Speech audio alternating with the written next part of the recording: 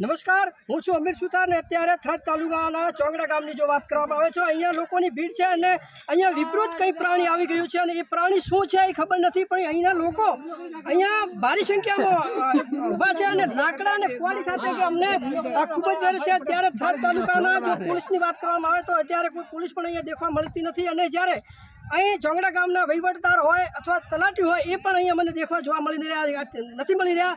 ત્યારે અહીંના લોકો છે, કાકા શું હતું અને કેવી વાત હતી? આવ્યું છે ને હું રાયડામાં બેઠું એટલે હતું શું એ ખબર ખરી? હવે શીખર છે શું અને ઓકડો કરીને હમણાં હું અહીં કઈ જગ્યાએ છે અત્યારે? આ ગામનું નામ શું છે? ચાંગડા ગામના લોકો છે। અહીંયા તમે જોઈ શકો છો, કેમેરામાં થોડો કેમેરો ઘુમાવશો, જ્યારે લોકોની ચારે બાજુ જ્યારે આજુબાજુના ગામ પણ આવી ગયા છે, જ્યારે હજી વન વિભાગ પણ આવ્યો નથી, વન વિભાગ આવ્યો નથી એટલે વન વિભાગની જાણ કરી હતી।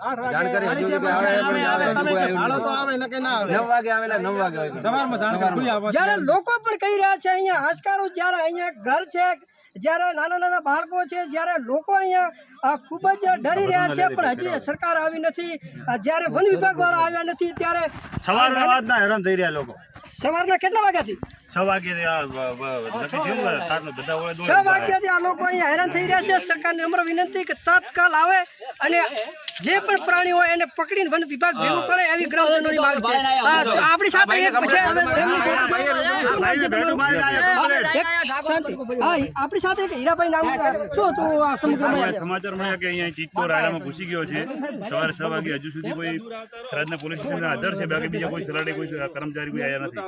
વન વિભાગની ટીમ પણ હજુ સુધી અમને જોવા મળી નથી। એટલે વન વિભાગની ટીમ અત્યાર સુધી જોવા નથી મળતું, શું કહેવા માંગો છો?